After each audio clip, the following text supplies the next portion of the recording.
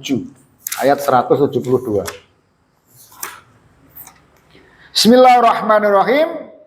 Wa id akhadha rabbuka min bani Adam min dhurim dzurriyyatahum wa asyhadahum ala anfusihim.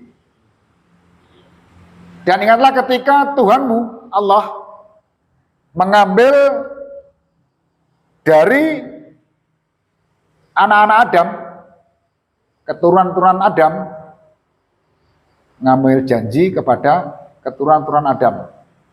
Wa asyhadahum ala anfusihim, dan Allah mempersaksikannya kepada mereka atas zat Allah. Alastu birabbikum, bukankah aku ini Tuhanmu? Nah, ini. Jadi di alam ruh awede orang eling, ora eling. Dulu di alam ruh, semua ruh ini sudah dijanji oleh Allah. Semua ruh, artinya ruh semua manusia pernah dijanji oleh Allah di dalam alam ruh, alam yang pertama. Jadi kita semuanya ini pernah singgah di alam ruh, alam yang pertama.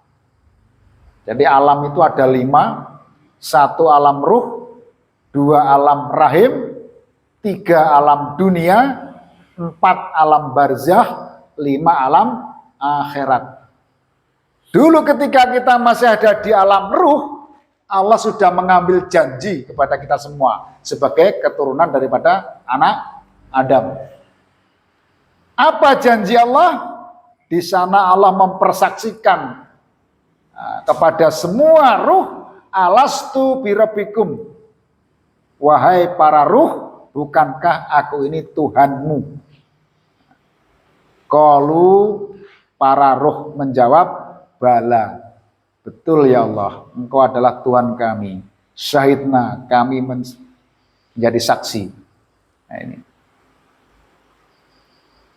Jadi semua manusia pada dasarnya sudah berjanji kepada Allah di alam ruh, mengakui Allah sebagai Rabb, Allah sebagai Tuhannya. Ya cuma awake dhewe gak eling. Nah, karena alam ruh itu adanya sebelum alam rahim. Jangankan alam ruh, alam rahim awake dhewe gak eling. Apa kita pernah di sana? Pernah. Apa mungkin orang-orang mengingkari pernah ada di alam rahim? Gak nek wetenge ibuke biyen tekan biasa le. Nah, ada ya gak eling, tapi yakin kita pernah ada di alam rahim. Begitu juga di alam ruh. Walaupun kita enggak ingat, nah, kita pernah ada di sana di alam ruh. Nah, ini. Semua manusia telah berjanji pada Allah, mengakui Allah sebagai Rabb-nya ketika di alam ruh. Nah, ini. Dan orang fasik adalah orang-orang yang mengingkari janji itu. Nah, ketika mereka sudah pindah ke alam rahim, pindah ke alam dunia, mereka mengingkari janjinya, pengakuannya Allah sebagai apa? Rabb-nya, sebagai Tuhannya. Ya. Mungkin secara apa? Rububiyah, tauhid rububiyah, mereka masih mengakui Allah sebagai pencipta langit, bumi dan isinya, masih mengakui. Jadi wong sing model kaya apa wae, dianggap kafir kaya apa wae, ketika ditanya siapa yang menciptakan langit dan bumi, pasti jawabannya adalah tetap Allah. Wis to wong sing dianggap duwe sorita wis. Mbah, sampean ngerti Mbah? Sing ngecat lomba iki sapa Mbah? Oh ya pangeran le. Gak mungkin harus ngomong si A si B, ya pangeran le. Ya sing dianggap pangeran ya Allah itu. Sampai ngerti Mbah, sapa sing gawe langit bumi saisine Mbah? Ya pangeran le. Tetap jawabannya pangeran. Karepe arep ngomongne Gusti Allah itu Allah yang menciptakan. Tapi jawabannya apa? Pangeran. Ngertine apa? Pangeran. Nah. Wala in sa'altahum man khalaqas samawati wal arda la yaqulunallah. Jika engkau tanyakan ke semua manusia, siapa yang menciptakan langit dan bumi? Layakulunallah, niscaya mereka akan mengatakan itu adalah Allah Subhanahu wa taala. Secara tauhid rububiyah, semua manusia mengakui Allah sebagai pencipta langit dan bumi. Tetapi mereka mengingkari dalam tauhid uluhiyah. untuk beribadah kepada Allah mereka nggak mau mengingkari. Itu. Jadi kalau secara rububiyah semua manusia tetap masih mengakui Allah sebagai Rob, sebagai pencipta dan perawat seluruh jagat dan isinya. Tapi secara tauhid uluhiyah, ya, menganggap Allah satu-satunya zat yang wajib diibadahi, mereka mengingkari.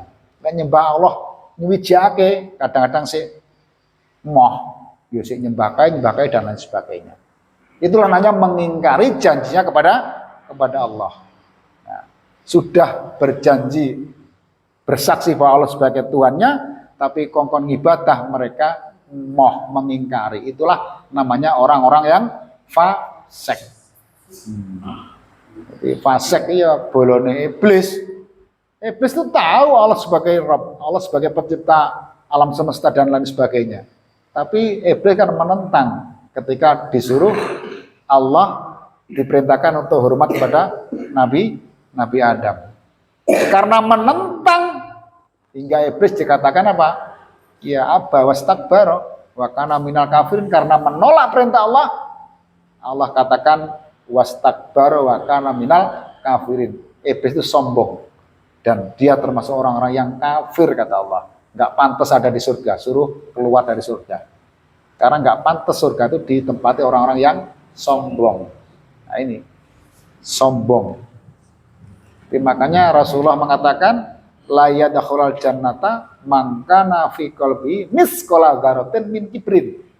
Walaupun seberat zarrah sekalipun. Zarrah itu habbah min khardal. Biji dari biji sawi. Sawen lah. Itu ora sawi telo lho. Telo bijine kan batangnya gede. Sawi sawen.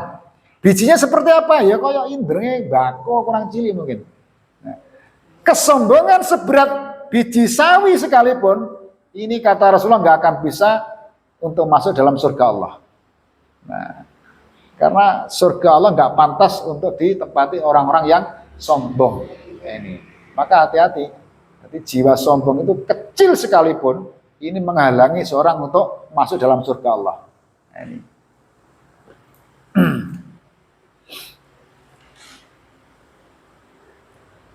Jadi satu, definisi orang-orang yang fasik adalah orang-orang yang merusak janjinya kepada Allah setelah janji itu kuat.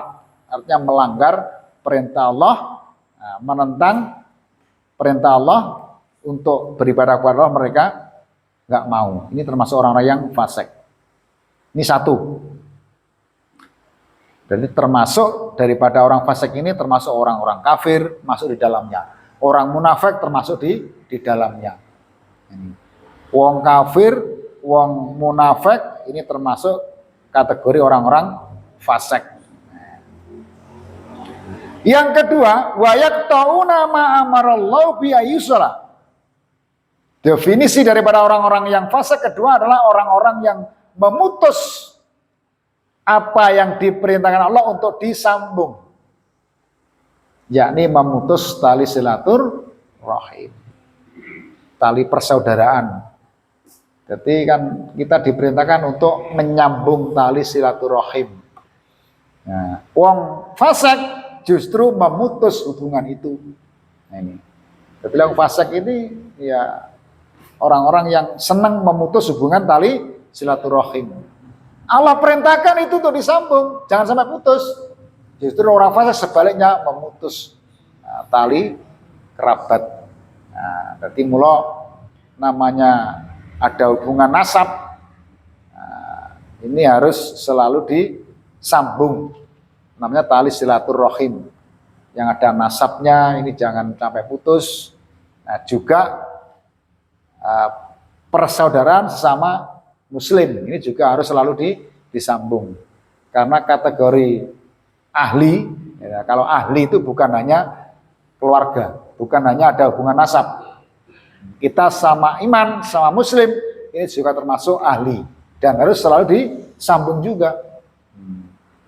Jadi tali silaturahim itu ada hubungan nasab atau seiman, itu juga perlu dipikirkan untuk selalu disambung, jangan sampai putus. Itu perintah Allah. Yang selanjutnya definisinya adalah wa yufsiduna fil ard.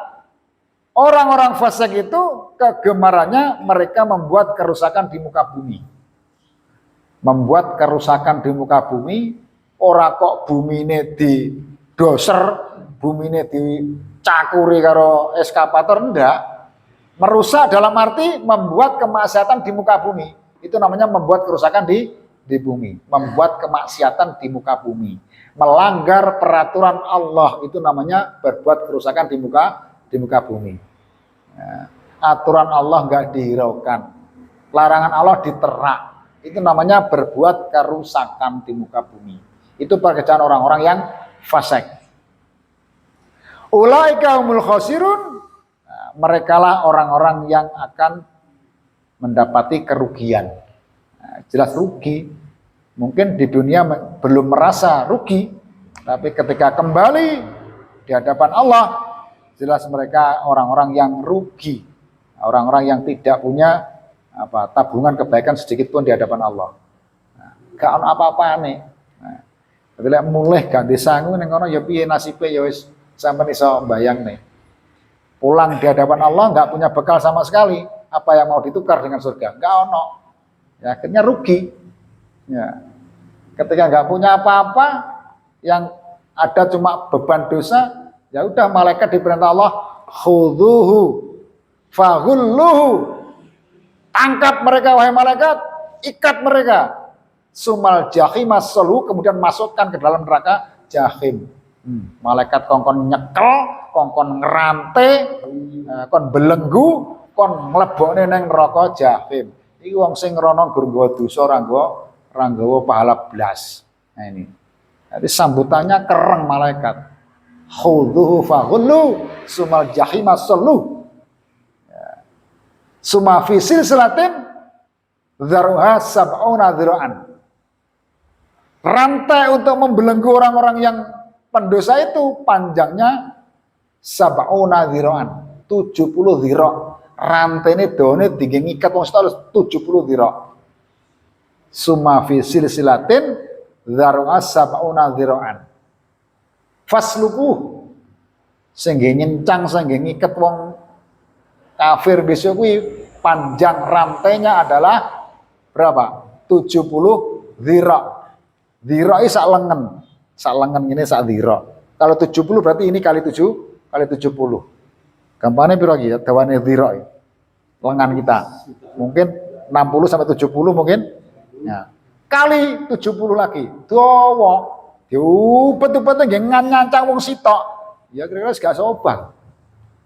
Fasluku wis malaikat lebokno uncalane neraka dengan terikat rantai yang 70 asa tadi disuruh masukkan dalam neraka. Iki ora sobah. Gitu. Itulah nasib orang-orang yang mujrimun, pendosa yang kembali besok di hadapan Allah, enggak ada harganya.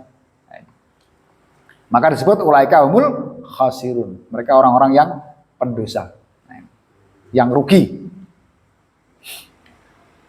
28. Kaifa takfuruna? Kaifa kepiye? Nah, iki lek mbiyen basa kulon ya apa? Kan mbiyen belajarnya nang Surabaya. Kaifa ya apa? Lek wong kene ya kepiye ngono kan. Kaifa takfurna? Ya apa kufur sira kabeh?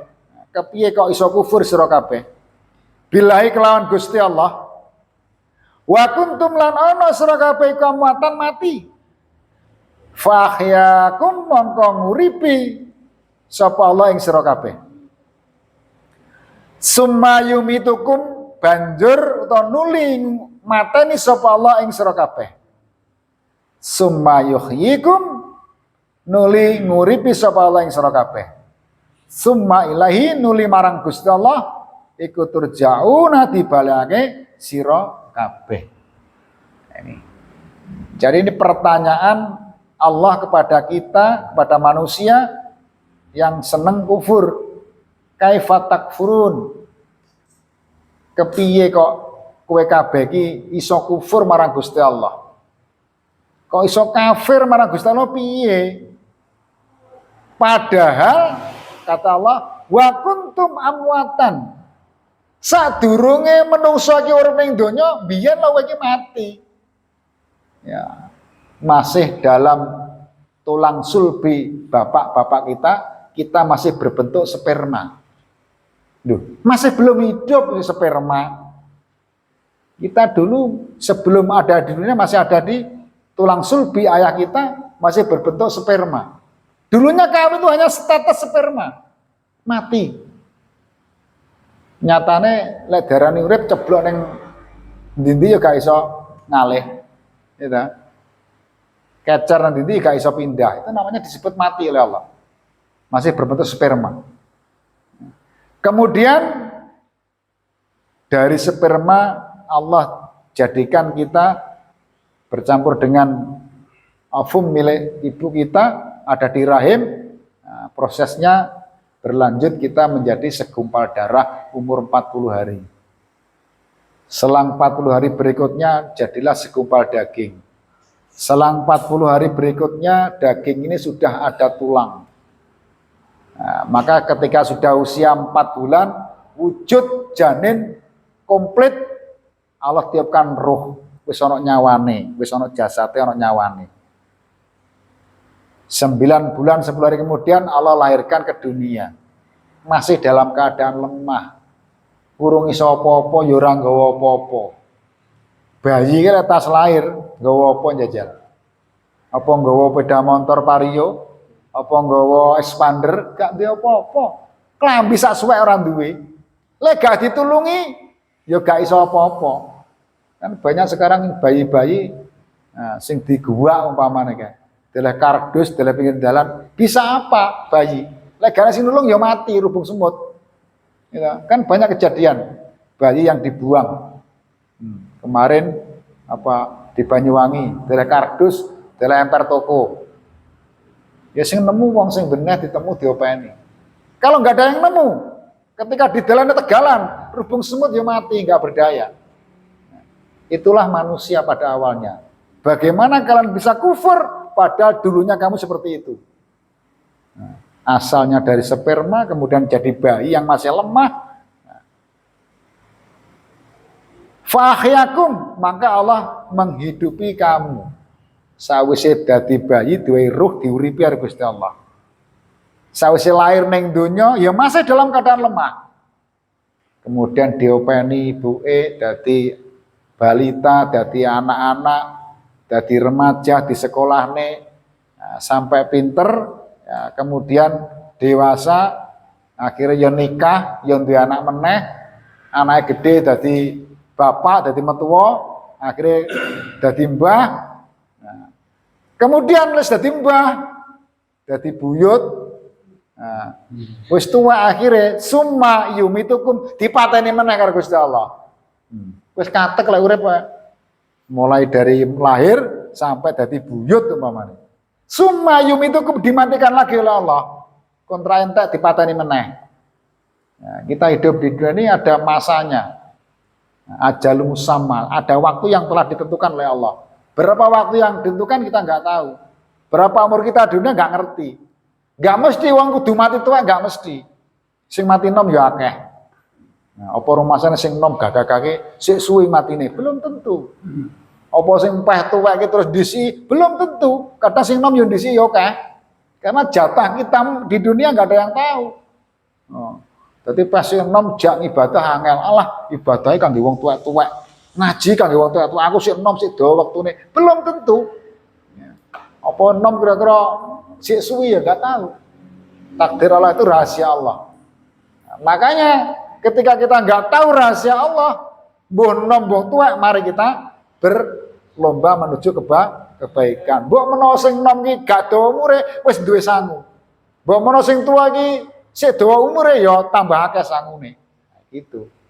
Jadi mensikapi harus seperti itu. Ojo pas sik nom alah jak ngaji kanggane wong tuwek. Aku sik nom sok ala wis tuwek. Ya lek teko tuwek, ora do ngaji akhirnya. Tuh. Jadi kalau pemuda-pemuda sergap ngaji itu justru itu yang mendapat istimewa dari Allah. Ya. Jadi seorang pemuda yang senang ngaji, senang ibadah, itu salah satu pemuda yang istimewa kata Rasulullah. Sab'atun yudhilluhumullah yauma la dhilla illa dhillu. Ada 7 kelompok yang besok di mahsyar ketika manusia dibangkitkan kembali, ketika bumi diganti dengan bumi yang baru, matahari diganti matahari yang baru dan dipendekkan jaraknya dari bumi, panasnya luar biasa. Di situ ada 7 kelompok, 7 golongan yang Allah berikan naungan. Kancane kepanasan, gak kepanasan. Salah satunya adalah syabun nasafi ibadatillah. Pemuda yang tumbuh kembang dalam beribadah kepada Allah. Nah, makanya kalau pemuda mulai nom sergap ngaji, sergap ibadah, itu pemuda yang istimewa kata Rasulullah. Dapat tiket 1 di dalam mahsyar, nanti dia tidak kepanasan. Punya pelindung. Kancane kepanasan gak panas. Karena apa? Diberi naungan oleh Allah. Ya. Jadi di mahsyar, tempat berkumpulnya seluruh makhluk Allah yang pernah ciptakan, namanya manusia dan jin, itu panas luar biasa nanti. Karena apa? Bumi ini diciptakan Allah bumi yang baru. Dan warna bumi kelak warnanya putih.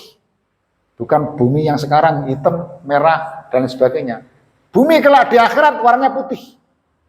Warna putih itu ketika terkena sinar matahari tentunya akan memantulkan cahaya. Tambah panas. Putih kena sengenge, sengenge ini dindaknya mana jarai, maka pantulannya akan semakin panas, luar biasa panasnya. Itu kalau pemuda yang disebut tadi, syabun nasyafi ibadatillah, dia nggak merasa kepanasan, iyup santai, mendapat naungan dari Allah. Nah ini, jadi makanya pemuda-pemuda ya jangan lewatkan. Anda punya satu kesempatan untuk menjadi orang yang dapat naungan dari Allah. Ketika usia muda sudah tumbuh kembang dalam mengabdikan diri kepada Allah, suka ibadah, seneng ngaji, seneng ibadah. Ini luar biasa. Lah kangge sing tuwa wis lewat. Wis gak nom maneh. Sing nom-nom ini ya luar biasa. Sing sergap ngaji ini suatu kebanggaan, suatu keistimewaan dari Rasulullah. Jadi les tuwek sumayum itukum dipateni meneh. Nah, tuwek entek kontrae dipatekan pateni. Menuju alam yang ke-4 akhirnya. Wis maring donya menuju alam yang ke-4, alam barzah. Kemudian summayuhyikum, setelah dimatikan maka kemudian dihidupkan lagi. Ini di hari yaumul ba'ats, hari berbangkit. Jadi nanti ada yaumul ba'ats, hari bangkitnya seluruh makhluk yang Allah pernah matikan. Ya. Jadi nanti yang hidup ini bukan hanya manusia. Seluruh makhluk Allah yang ciptakan dihidupkan lagi. Hewan-hewan pun juga dihidupkan.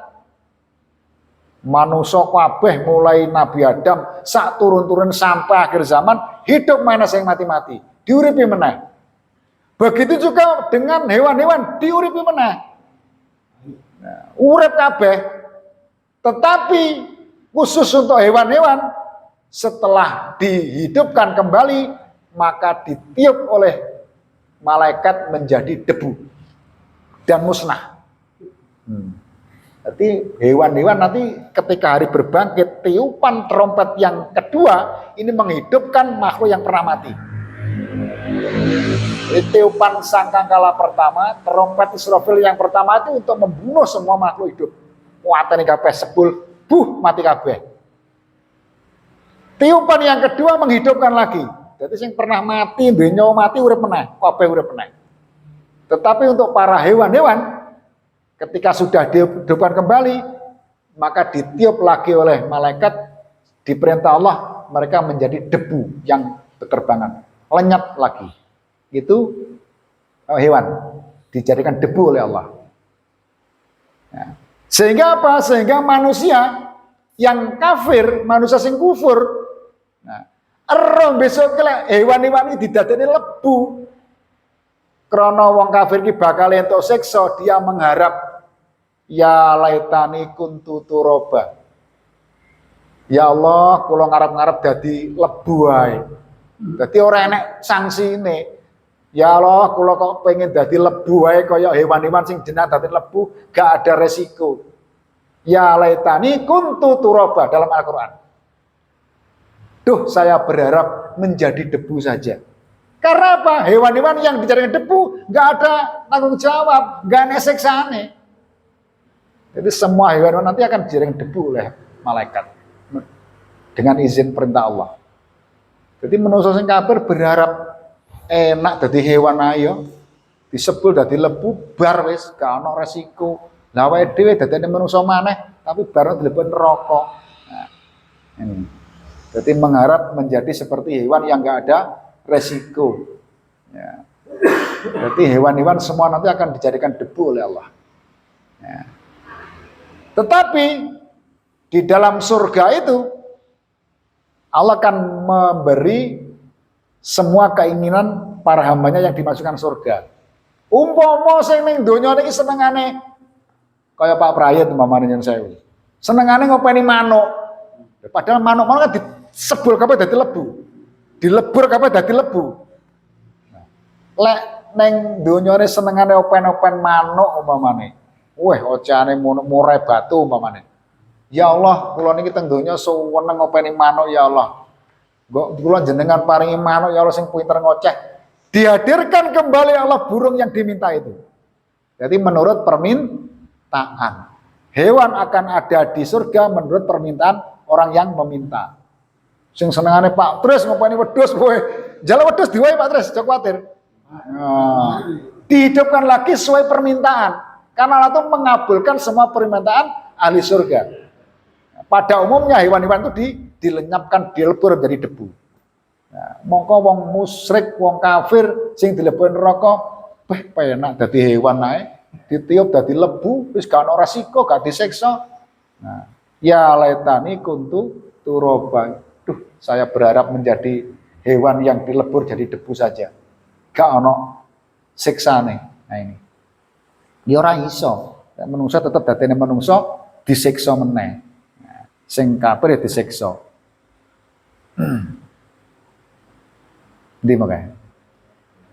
Wa kuntum awane summa yuhyikum, kemudian dihidupkan Allah di dalam hari akhirat di yaumul ba'ts.